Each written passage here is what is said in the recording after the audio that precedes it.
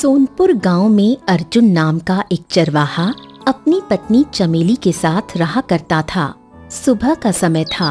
अर्जुन गहरी नींद में सो रहा था कि तभी उसकी पत्नी चमेली ने उसे जगाते हुए कहा, अरे अब उठ भी जाइए, सूरज सर पर चढ़ाया है। गांव की गाय भैंस और बकरियां तुम्हारा इंतजार कर रही होंगी। क्या तुम्हें उन्हें जंगल में चराने के लिए नहीं जाना? अर्जुन ना चाहते हुए भी उठ गया और अपनी पत्नी चमेली को देखकर बोला,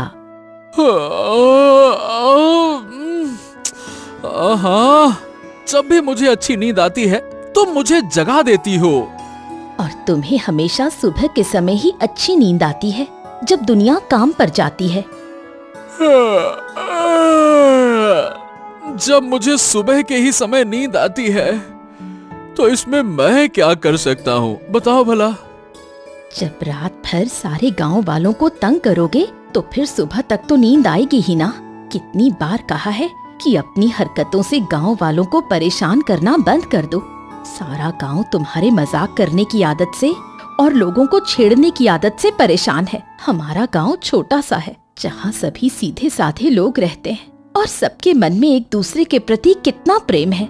हाँ, तो मैं कौन सी नफरत करता हूँ इन गांव वालों से? गांव वालों के प्रति जिस तरह की तुम्हारी हरकतें हैं ना, जब भी तुम किसी मुसीबत में फंसोगे कोई गांव वाला तुम्हारा साथ नहीं देगा। अच्छा, ऐसा क्या? चलो फिर मैं देखता हूँ, इस मामले की जांच पड़ताल जरूर करूंगा। इतना कहकर अर्जुन अपने घर से बाहर निकला और गांव की गाय भैंस और बकरियों को लेकर जंगल की ओर चल पड़ा। अर्जुन गांव की सीमा तक पहुंचा ही था कि तभी उसके पड़ोसी गंगाराम काका मिल गए। बूढ़े गंगाराम ने गुस्से से अर्जुन से कहा, अर्जुन, अरे भाई, कल पूरी रात कोई मेरे दरवाजे की कुंडी खटखटाता रहा और जब भी मैंने बाहर जाकर देखा कोई नहीं था।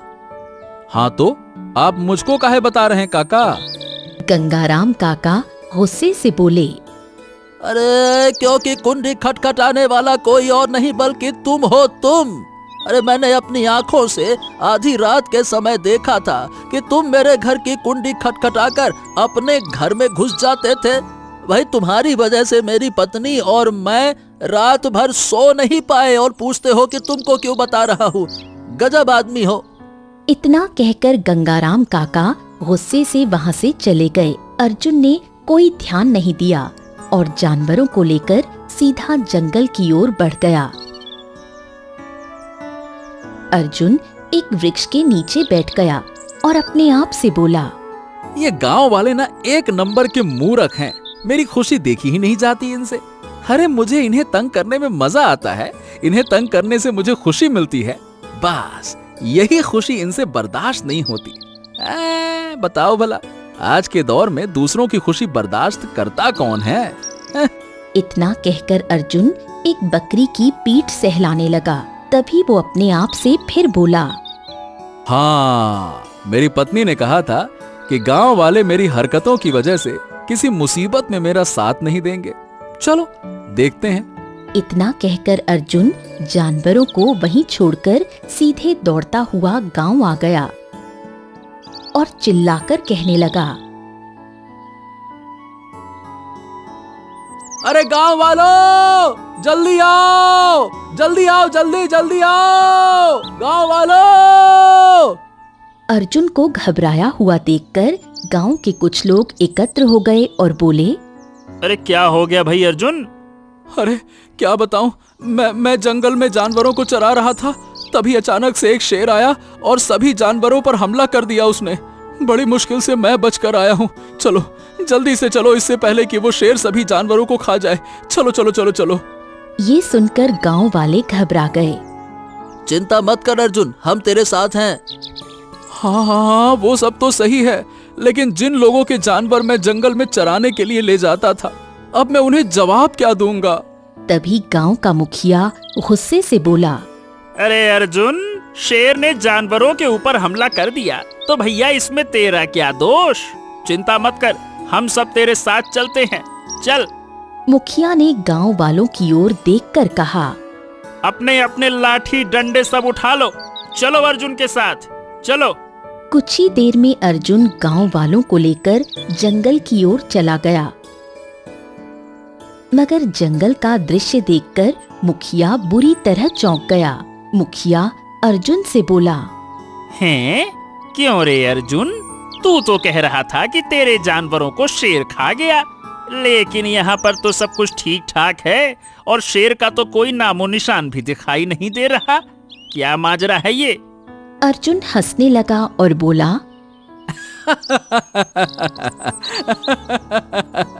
बड़ा मजा आया। अरे मैं तो आप लोगों से मजाक कर रहा था। दरअसल मैं देखना चाहता था कि मेरी मदद करने के लिए कोई आता भी है कि नहीं आता है। मुखिया क्रोधित हो गया। ए अर्जुन, मेरी बात कान खोल के सुन, आइंदा इस तरह का मजाक कभी मत करना। वैसे भी तुम्हारे मजाक से सारा गांव परेशान है, लेकिन आज तो तुमने हद पार कर दी। एक साथ पूरे गांव के साथ मजाक कर दिया।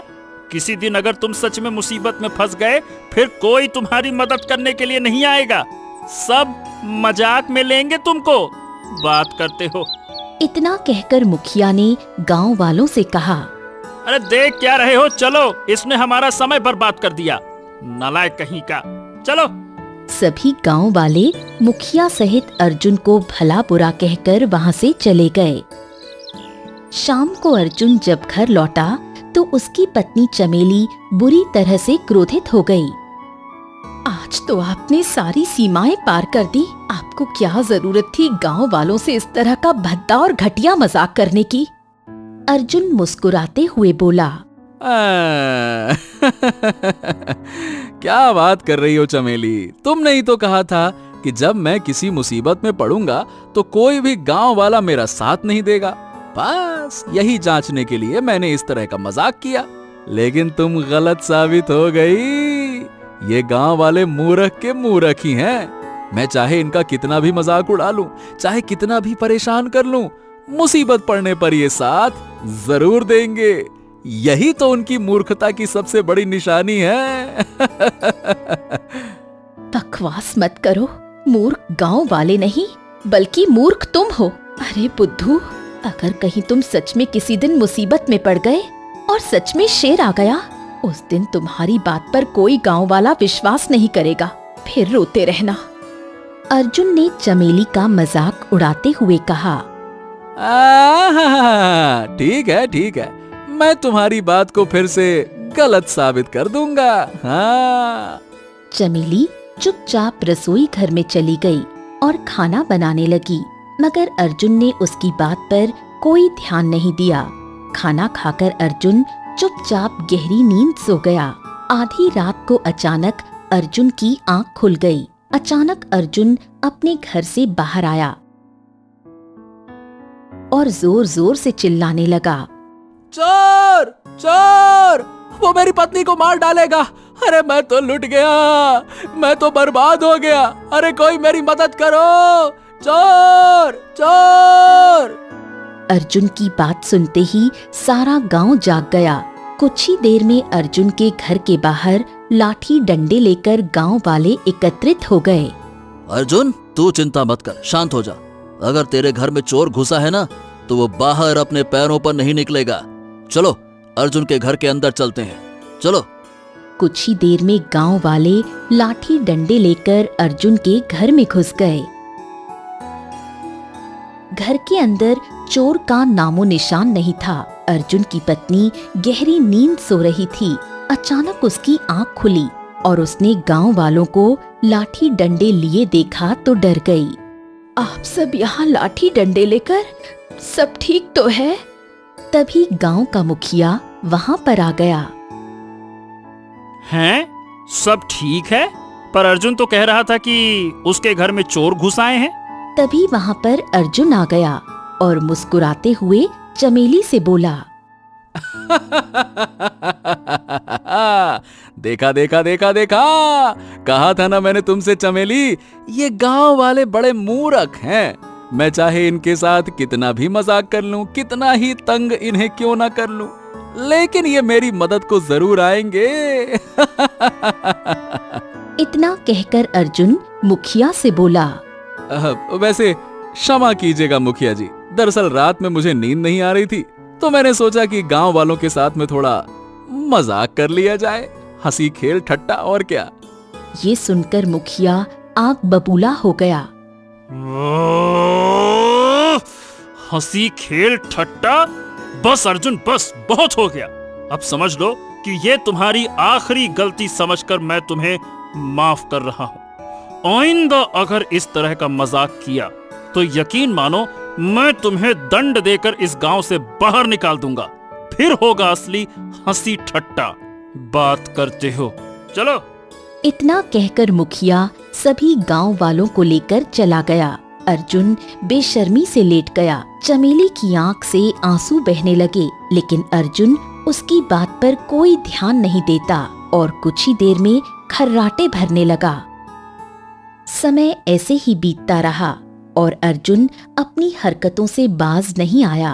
कुछ समय बाद गांव में सूखा पड़ा। सूखे की वजह से गांव वाले चिंतित हो गए। एक दिन अर्जुन की पत्नी चमेली ने अर्जुन से कहा, देखिए जी, गांव में सूखा पड़ा हुआ है। गांव वाले सूखे की वजह से बहुत चिंतित हैं। सुनने में आ रहा है कि बड़ी मुश्किल से जमीन में अनाज उग रहा है, तो जब तक सूखा खत्म ना हो जाए तब तक आप गांव वालों से ना मजाक कीजिए और ना उन्हें तंग कीजिए। अर्जुन मुस्कुराने लगा और बोला,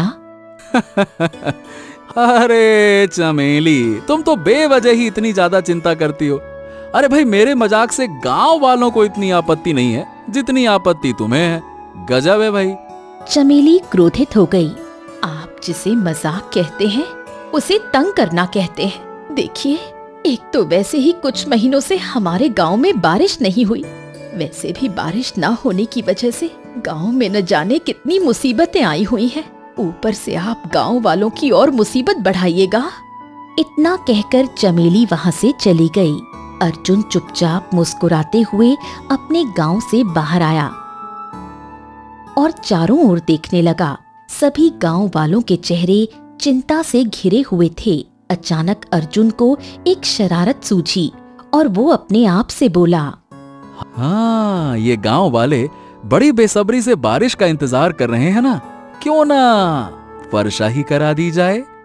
इतना कहकर अर्जुन दौड़ता हुआ गांव के चौराहे पर खड़ा हो गया और जोर से चिल्लाया, अरे गांव वालों, खुशखबरी खुशखबरी, वो देखो, दूर से काली घटा चली आ रही है। लगता है कि अब हमारे यहाँ भयंकर वर्षा होने वाली है।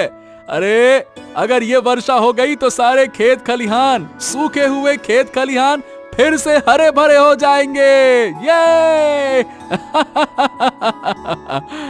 अर्जुन की बात सुनकर वहां खड़े सभी गांव वाले खुश हो गए। मुखिया भी गांव वालों के साथ दौड़ता हुआ अर्जुन के पास आ पहुंचा।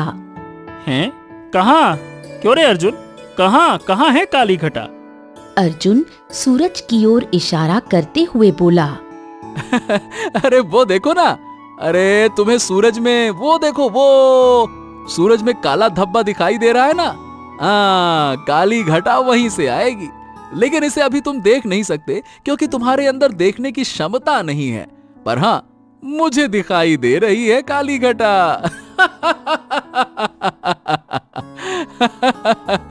इतना कहकर अर्जुन जोर जोर से हंसने लगा और बोला, क्या मुखिया जी, काली घटा, मजा आया? मुझे तो बड़ा मजा आया। अरे मजाक कर रहा था, ये घनी धूप में काली घटा कहाँ से आएगी है? अर्जुन के इतना कहते ही मुखिया ने एक जोरदार चांटा अर्जुन के गाल पर जड़ दिया।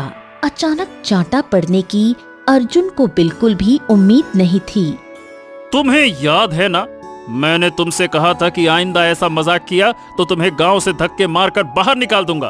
तुम हमारे गांव पर एक बोझ बन चुके हो अर्जुन, बोझ जिसे गांव वाले मजबूरी में अब तक ढोते आए हैं, पर अब और नहीं। चल तू। इतना कहकर मुखिया ने अर्जुन का गिरेबान पकड़ा और खींचता हुआ एक छोटे बच्चे के पास ले गया, जिसके होंठ प्यास से सूखे हुए थे। इस बच्चे के सूखे हुए होंठ को देख रहे हो? तुम जानते हो इसके होंठ क्यों सूखे हुए हैं? क्योंकि इसके घर पर पानी नहीं है। गांव का कुआं सूख चुका है। चल इधर आ तू। इतना कहकर मुखिया अर्जुन को फिर पकड़कर एक झोपड़ी में ले गया, जहां एक बूढ़ा व्यक्ति उदास बैठा था। जानते हो ये बूढ़ा व्यक्ति इतना उदास क्यों नजर आ रहा है? क्योंकि इसने 2 दिन से खाना नहीं खाया।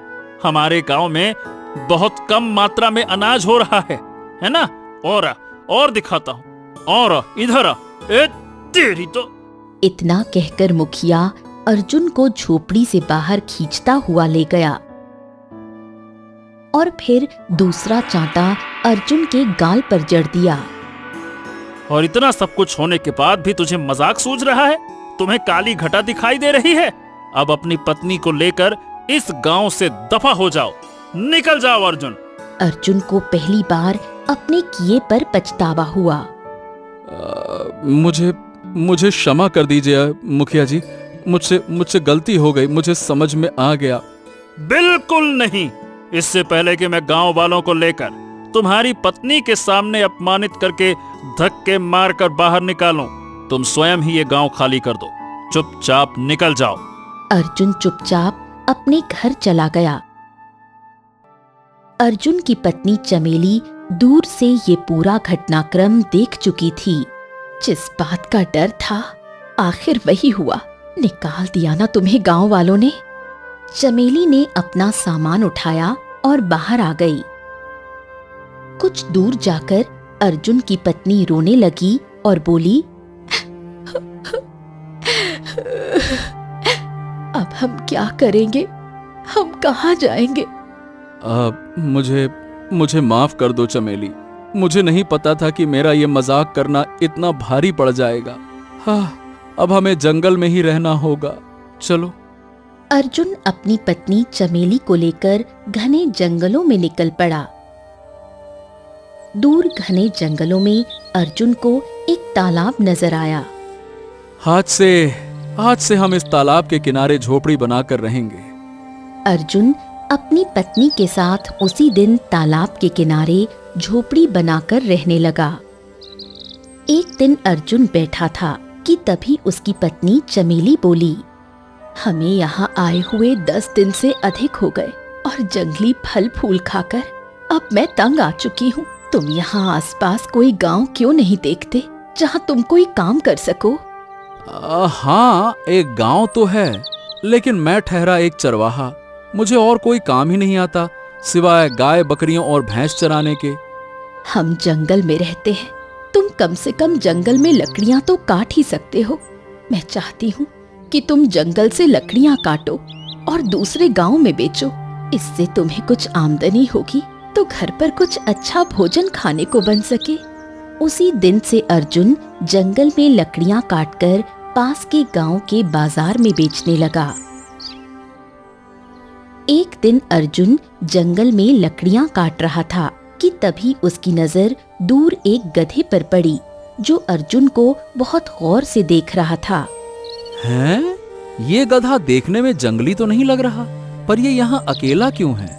इसके आसपास कोई है भी नहीं। एक काम करता हूँ, अगर कुछ देर यहाँ कोई नहीं आया तो इस गधे को मैं अपने साथ ले जाऊंगा।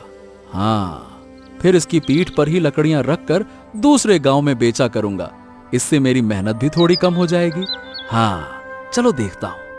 अर्जुन वहां बैठ गया, लेकिन काफी देर गुजर जाने के बाद भी उस गधे को लेने कोई नहीं आया। अर्जुन गधे को साथ लेकर अपनी झोपड़ी लौट आया। गधे को देखकर अर्जुन की पत्नी चमेली चौंक गई। ये गधा आपके पास कहाँ से आया? आपके पास तो केवल इतना ही धन होता है जिससे हम थोड़ा अच्छा खा सके। हाँ, मैंने क्या सोचा कि इससे मेरा बोझ थोड़ा कम हो जाएगा, तो मैं ले आया इसको। चमेली की आंखों से आंसू निकल आए। अब आप पहले से कितने शांत हो गए हो। काश आप पहले ही इतने शांत और मेहनती होते तो हमें घर से बेघर नहीं होना पड़ता। हाँ, क्यों जख्मों पर नमक छिड़कती हो चमेली? मुझे अपने किए का पछतावा है। अगर मुझे पश्चाताप का मौका मिलेगा तो मैं जरूर करूंगा। अगले दिन अर्जुन गधे को लेकर फिर लकड़ियां काटने चला गया, मगर एक पेड़ के पास पहुंचकर गधा अचानक रुक गया और फिर दौड़ने लगा। अरे अरे अरे अरे, कहाँ जा रहा है भाई? कहाँ जा रहा है? लेकिन गधा अर्जुन की बात नहीं सुन रहा था। अर्जुन को गुस्सा आया और वो तुरंत गधे के पीछे दौड़ने लगा।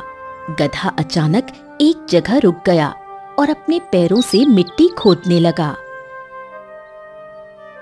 अरे, ये गधा मिट्टी क्यों खोद रहा है? तभी अर्जुन को जमीन के अंदर एक चमकती हुई चीज नजर आई। अर्जुन ने जैसे ही उसे उठाया तो वो एक ठोस सोने का सिक्का था। अरे बाप रे, ये तो ठोस सोने का सिक्का है। अर्जुन ने गधे को इशारा करके कहा। हाँ हाँ हाँ, थोड़ा और खोद दो, खोदो खोदो खोदो। मगर गधा शांत खड़ा रहा। अर्जुन चुपचाप गधे को लेकर अपनी झोपड़ी लौट आया और सिक्का चमेली को दिखाया। और चमेली अचानक से गधा भागने लगा और एक जगह जाकर मिट्टी खोदने लगा। बस वहीं मुझे ये सोने का सिक्का मिला। देखो। इसका मतलब वहाँ पर और भी सोने के सिक्के होंगे। नहीं है, मैंने भी बहुत प्रयास किया और गधे से इशारे में बात भी की कि और खोद भाई और खोद, लेकिन गधा शांत हो गया। बात ही विचित्र है। एक गधा अचानक दौड़ता है, मिट्टी खोदता है और केवल एक सोने का सिक्का मिलता है। जरूर इस बात में कोई रहस्य है जो अभी हमारी समझ में नहीं आ रहा। आप जो भी हो, चलो जो मिले वही अच्छा। कल इस सोने के सिक्के को बाजार में बेच दूंगा, देखते हैं कितना मिलता है। नहीं, अभी नहीं, अगले दिन बेच कर आना। अर्जुन कुछ नहीं बोला। रात होने पर अर्जुन गहरी नींद सो गया, लेकिन उसकी पत्नी चमेली रात को रोशनी में उस सोने के सिक्के को गौर से देखने लगी। वो उसमें कुछ समझने की कोशिश कर रही थी। अचानक चमेली की आंखें चमक उठीं और उसने तुरंत अर्जुन को हिलाया। अर्जुन उठो, अर्जुन उठो, अर्जुन उठो, अर्जुन जल्दी उठो। अर्जुन आंखें मसलते हुए उठ बैठा।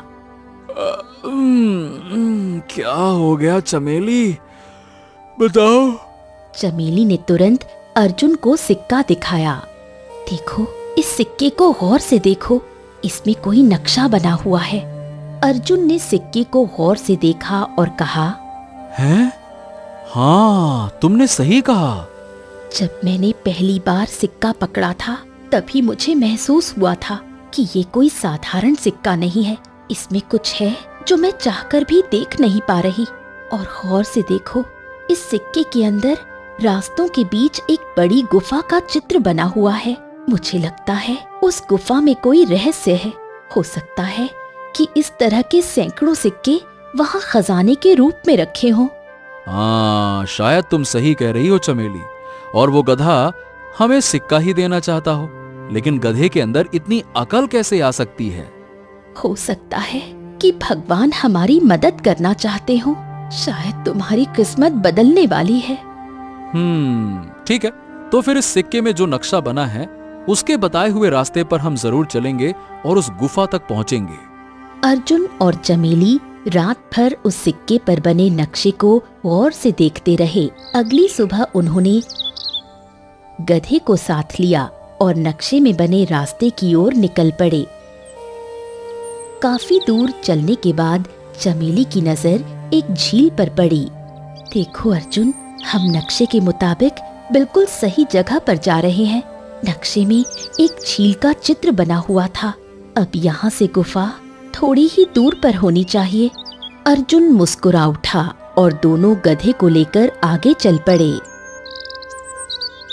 बहुत दूर निकलने के बाद अर्जुन की नजर एक घने वृक्ष पर पड़ी, जिसके नीचे एक साधु तपस्या कर रहा था। नक्शे के मुताबिक हम सही जगह पर हैं। गुफा यही होनी चाहिए, मगर बड़ी विचित्र बात है, हमें तो आसपास कोई गुफा नजर ही नहीं आ रही। तो क्यों ना साधु महाराज से पूछ लें? शायद तुम सही कह रहे हो। अर्जुन और चमेली गधे को लेकर साधु के पास पहुँचे। साधु ने आंखें खोली और अर्जुन चमेली को ध्यान से देखा। अर्जुन ने सिक्का साधु को दिखाया, सारी घटना सुनाई और कहा, बस ऐसे हम दोनों पति पत्नी यहाँ तक आ पहुंचे साधु महाराज। लेकिन यहाँ तो हमें दूर दूर तक कोई गुफा नजर ही नहीं आ रही। अब क्या करें समझ नहीं आ रहा। अगर तुम्हें गुफा मिल जाए तो तुम क्या करोगे? अब पहले तो हमें ये नहीं पता साधु महाराज कि उस गुफा के अंदर है क्या। हम तो केवल ये सोचकर आए हैं कि शायद वहां बहुत सारा खजाना होगा। तुम्हारी कल्पना सत्य है। उस गुफा के अंदर प्राचीन खजाना है, परंतु वो तुम्हें केवल एक ही शर्त पर मिल सकती है। ये सुनकर चमेली चौंक उठी। कैसी शर्त? वो शर्त तो तभी खुलेगी जब तुम उस गुफा को खोज लोगे और खजाने को अपनी आंखों से देख लोगे। वो शर्त भी होगी और शायद एक परीक्षा भी होगी। इतना कहकर साधु ने अपने हाथ से इशारा किया और कहा, वो देखो, वहां जो लंबी लंबी झाड़ियां दिख रही हैं, उन्हें हटा दो। गुफा वहीं है, उसका द्वार झाड़ियों से छिपा हुआ है। जाओ। अर्जुन और चमेली दौड़कर झाड़ियों की ओर गए और उन्हें हटाने लगे। कुछ देर बाद गुफा का द्वार दिखाई दिया। अंदर से सोने की किरणें चमक रही थीं। अरे हाँ, साधु महाराज सही कह रहे थे। चलो चमेली, हाँ जाओ, अंदर चलते हैं। अर्जुन और चमेली गुफा में दाखिल हो गए। गधा भी उनके पीछे पीछे आ गया। गुफा के अंदर बेतहाशा प्राचीन खजाना पड़ा था। अर्जुन की आंखें फैल गईं और चमेली बोली, ये तो इतना सारा खजाना है कि अगर हमें मिल गया तो हमें जीवन भर मेहनत नहीं करनी पड़ेगी। हम ऐश्वर्य और आराम से अपना जीवन गुजार सकते हैं। तभी वहां साधु आ गया। इस खजाने को हाथ लगाने से पहले मैं तुम्हें कुछ बताना चाहता हूँ। अर्जुन और चमेली चौंक गए। क्या क्या बताना चाहते हैं साधु महाराज, बताइए। हाँ, तुम्हें ये गधा उस स्थान तक लेकर आया जहां ठोस सोने का सिक्का गड़ा था और उसी सोने के सिक्के में इस गुफा तक का नक्शा था। दरअसल ये गधा श्रापित है। इतना बोलकर साधु ने गंभीर स्वर में कहा, समझ लो, ये कोई साधारण गधा नहीं बल्कि एक मनुष्य है जो अपने कर्मों की वजह से इस रूप में आ गया है। अगर तुम खजाना अपनाते हो तो ये जीवन भर शापित रहेगा और अपने असली रूप में कभी नहीं लौट पाएगा। इसके परिवार वाले इसका इंतजार करते करते इस संसार से चले जाएंगे और अगर तुम खजाना छोड़ दोगे तो ये गधा श्राप से मुक्त हो जाएगा। यही शर्त है और यही परीक्षा है। फैसला तुम्हारे हाथ में है। अर्जुन और चमेली एक दूसरे की ओर देखने लगे। अर्जुन गहरी सोच में डूब गया। अचानक अर्जुन ने साधु की ओर देखकर कहा, साधु महाराज, मुझे ये खजाना नहीं चाहिए। ये सुनकर चमेली चौंक गई। ये तुम क्या कह रहे हो? सही कह रहा हूँ चमेली। बचपन से लेकर आज तक मैंने अपने गांव में हर किसी को तंग किया, दूसरों को मूर्ख कहा, लोगों का मजाक उड़ाया। आज पहली बार मौका है इंसानियत दिखाने का। अर्जुन की आंखों में आंसू आ गए। अर्जुन ने गधे की ओर देखा और कहा, ये गधा जो भी होगा, आखिरकार इसके परिवार वाले बेसब्री से इसका इंतजार तो कर रहे होंगे ना। ये अपने गांव और अपने परिवार को छोड़कर बेचारा कितना उदास होगा। इसका एहसास मुझे अब हो रहा है जब मैं खुद अपने गांव से निकाला गया हूँ और जंगल में रह रहा हूँ। मैं तो अपने गांव वापस नहीं जा सकता, परंतु ये गधा श्राप से मुक्त होकर ये तो अपने परिवार के पास लौट सकता है ना। साधु के होठों पर रहस्यमयी मुस्कान आ गई। अगले ही पल गधा रंग बिरंगी किरणों से नहाया और धीरे धीरे उसके सामने एक सुंदर राजा में परिवर्तित हो गया। ये देखकर अर्जुन और चमेली पूरी तरह चौंक गए। तभी साधु ने रहस्यमयी अंदाज में कहा, चौंको मत, ये इस राज्य के राजा सूरज हैं। दरअसल ये भी खजाने की खोज में यहाँ तक आया था लेकिन यह खजाना साधारण नहीं, जादुई खजाना है। वर्षों पहले राजा विक्रम ने इस खजाने को इस गुफा में सुरक्षित रखा था और साधु संतों से इस पर ऐसा असर डलवाया था कि कोई भी अगर बुराई की नीयत से इसे ले जाने का प्रयास करे तो वो तुरंत श्रापित हो जाए। साधु ने आगे कहा, राजा सूरज भी बुरी नीयत से यहाँ पे आया था। ये सिक्का राजा सूरज के पास था क्योंकि राजा विक्रम इसके ही पूर्वजों में से एक था। जब राजा सूरज यहाँ पहुंचा तो मैंने चेतावनी दी थी, अगर मन में बुरे विचार हैं तो इसे मत छुओ वरना श्रापित हो जाओगे। पर ये नहीं माना और जैसे ही इसने खजाने को हाथ लगाया यह गधे में बदल गया।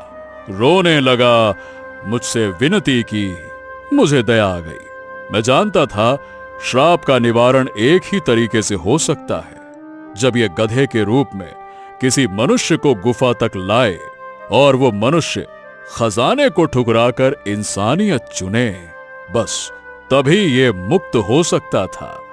साधु ने मुस्कुरा कर कहा, और आज वही हुआ। अर्जुन और चमेली एक दूसरे की ओर देखकर मुस्कुरा उठे। अब इस खजाने का जादुई असर भी समाप्त हो गया है।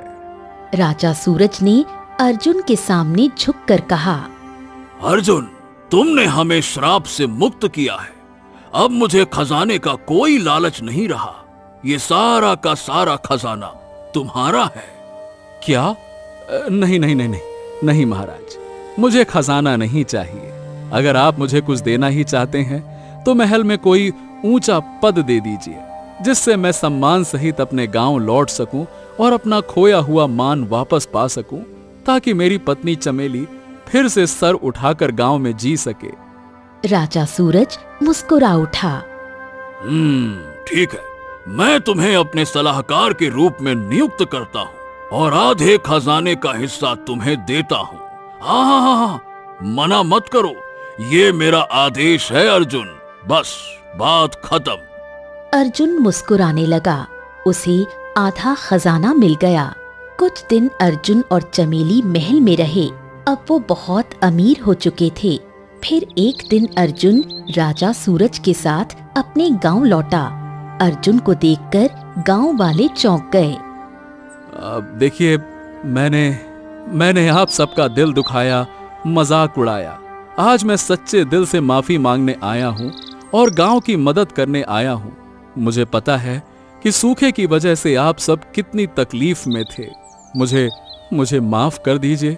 मुखिया की आंखों में आंसू बह निकले। अर्जुन ने अपनी गलतियों से सीखा, इंसानियत को अपनाया और साबित किया कि सच्चा बदलाव वहीं से शुरू होता है जहां पछतावा दिल से हो।